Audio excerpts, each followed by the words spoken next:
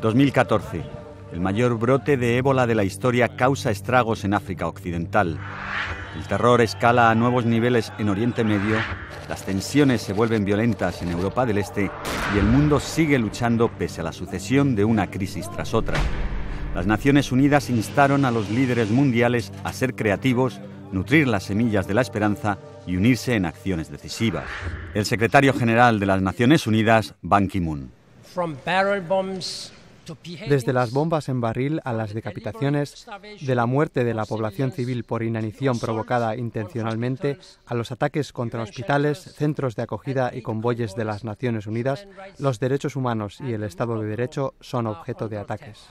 Más de 1 millón de personas abandonaron sus hogares a consecuencia del conflicto en Irak y Siria. Los combatientes extranjeros se aprovecharon del vacío de poder para controlar grandes áreas de territorio, alarmando al mundo con su extrema violencia. Asustados, muchos desplazados han huido a las remotas montañas de Sinjar, mientras que miles han buscado refugio en una torre de apartamentos a medio construir en Dohuk. Tengo suerte de que no matarán a mi familia, pero amigos cercanos míos han perdido a sus familias. Familias enteras desaparecidas, asesinadas, exterminadas. Diversas agencias de la ONU pusieron en marcha grandes operaciones para enviar ayuda por aire a zonas remotas y peligrosas. Pero es imprescindible conseguir más dinero para preparar los campamentos ante la llegada inminente de un duro invierno. En septiembre, los líderes mundiales reunidos en el Consejo de Seguridad adoptaron una resolución histórica para combatir este tipo de terrorismo a todos los niveles. Barack Obama, presidente del Consejo de Seguridad.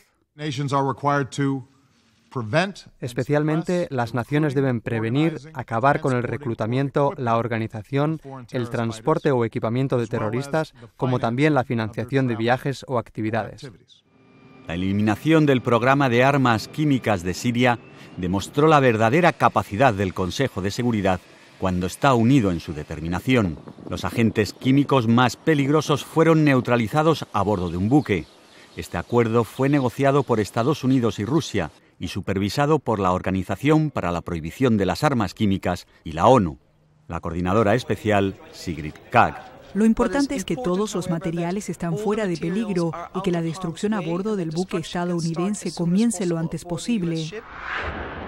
La violencia entre palestinos e israelíes estalló a raíz del secuestro y asesinato de adolescentes israelíes en junio. Semanas de conflicto y represalias se tradujeron en más de 1.300 palestinos y 60 israelíes muertos.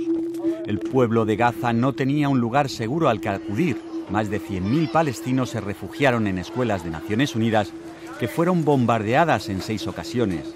La única planta eléctrica de la franja fue destruida y casi 500.000 de personas perdieron sus hogares. Ban Ki-moon visitó Gaza para reactivar el esfuerzo internacional de reconstrucción. ¿Tenemos que seguir así?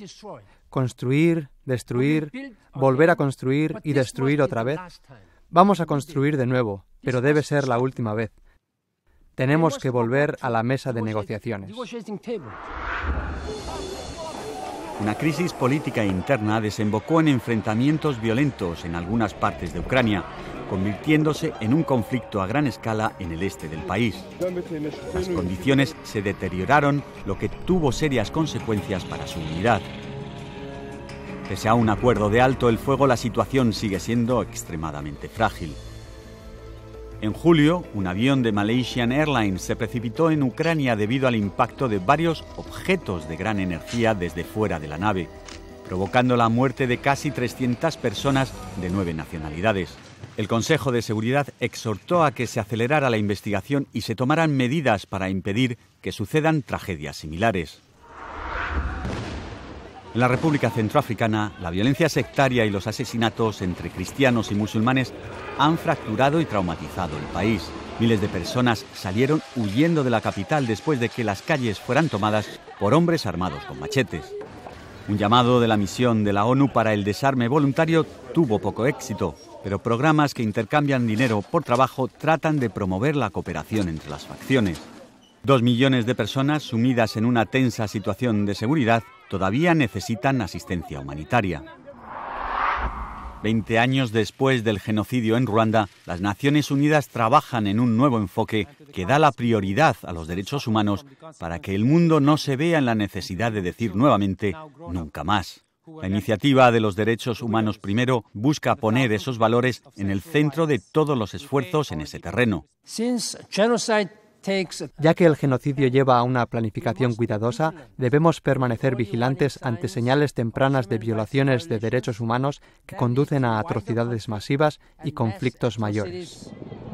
En Sudán del Sur, la necesidad de una acción anticipada contra las violaciones de los derechos humanos llevó al ofrecimiento de refugio a casi 100.000 personas en bases de la ONU. Los desafíos logísticos fueron tremendos, especialmente durante la temporada de lluvias. Las clínicas de las misiones de paz debieron incluso ocuparse de los partos. Los miembros del Consejo de Seguridad viajaron a Sudán del Sur para promover la reconciliación, pero regresaron decepcionados. La embajadora estadounidense Samantha Power. El cese de hostilidades ha sido acordado. Se han firmado numerosos documentos, pero ustedes saben muy bien que continúan los enfrentamientos. La violación del cese de hostilidades ocurre todos los días. Las personas siguen muriendo.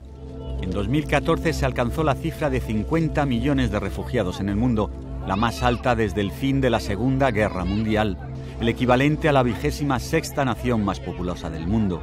Los países de acogida y la ONU afrontaron desafíos para proveer asistencia, así como esperanza para el futuro. Las mujeres y los niños fueron los que más sufrieron.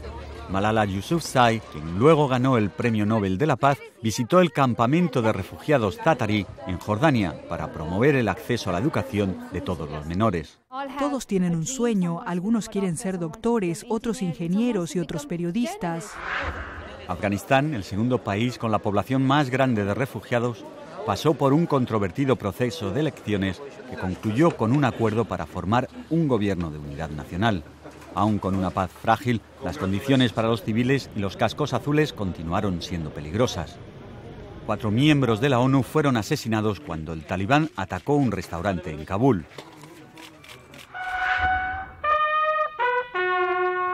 A finales de octubre, 113 cascos azules habían ofrecido sus vidas al servicio de la paz en todo el mundo. En Mali, una caravana pasó por un terreno minado y fallecieron 4 efectivos.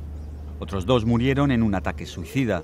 En Darfur, 3 cascos azules murieron en un ataque sorpresivo mientras protegían un pozo de agua. Luto en Guinea. Cuando el pequeño Emil murió, nadie imaginó que su pueblo sería la zona cero del peor brote de ébola en la historia. El virus se extendió rápidamente, convirtiendo a Guinea, Sierra Leona y Liberia en un caos. Para diciembre, más de 6.000 personas habían fallecido, mientras los sobrevivientes seguían atemorizados y la economía y los servicios de salud estaban casi paralizados. Con los centros de atención saturados, la comunidad internacional agilizó su respuesta al brote. Margaret Chan, directora de la OMS. Esta es una crisis social, humanitaria y económica y amenaza la seguridad nacional más allá de las zonas del brote. El Consejo de Seguridad pidió una acción urgente y en pocos días se estableció la misión de la ONU para la respuesta de emergencia al ébola. Comenzó así una operación de suministros aéreos sin precedentes para enviar a los países afectados ambulancias, hospitales de campaña, suministros médicos y comida. Además, se dio inicio a pruebas clínicas de vacunas en una carrera contra el reloj. Anthony Bunbury, jefe de la misión de la ONU para la respuesta de emergencia al ébola. Aún no hemos podido establecer los elementos de la respuesta en todas partes y donde hace falta.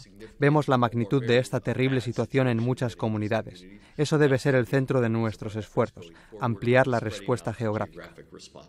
Una señal de esperanza son los sobrevivientes como Saá, que ahora es inmune al virus y se une a la comunidad para luchar contra el ébola.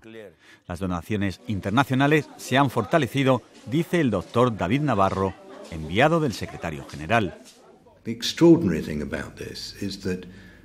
Lo extraordinario de esto es que el mundo entero tiene ganas de que haya una respuesta exitosa y acabar con el brote.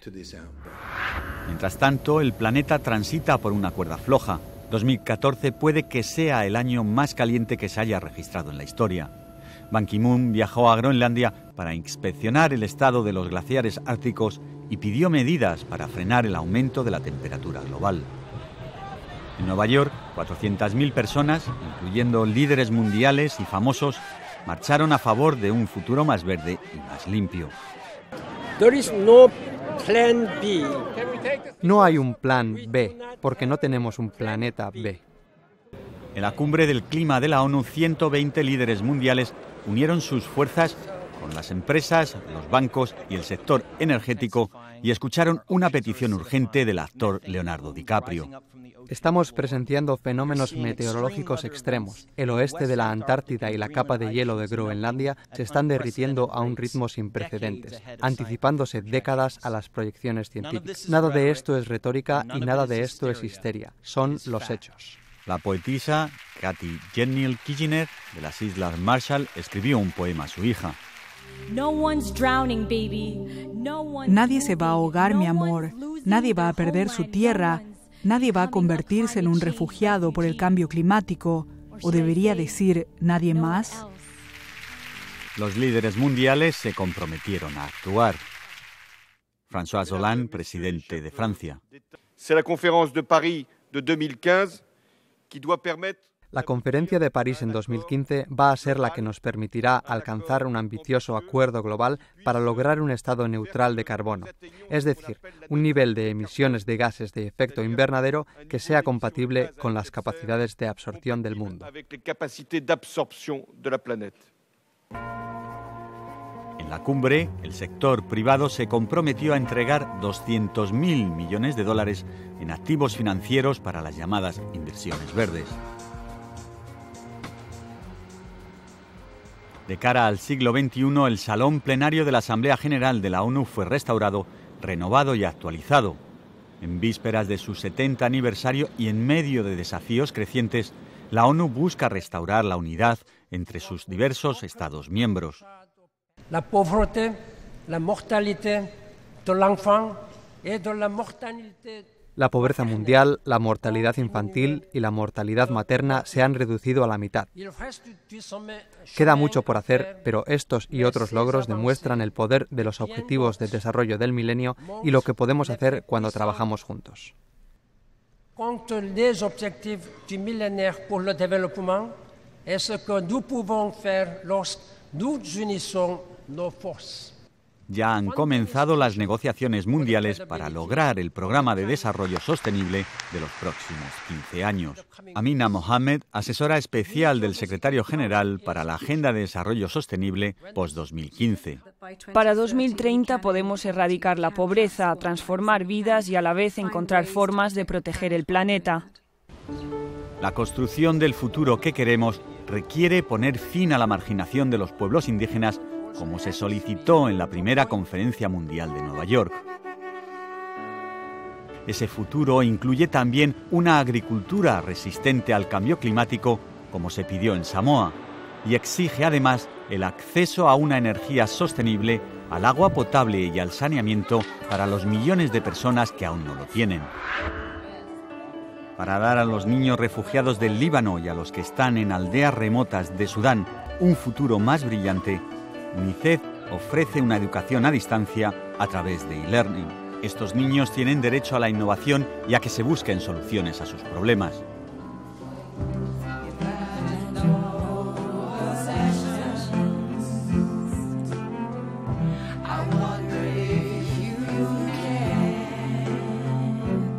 Al celebrar el 25 aniversario de la Convención sobre los Derechos del Niño, UNICEF recordó el significado de la canción Imagine.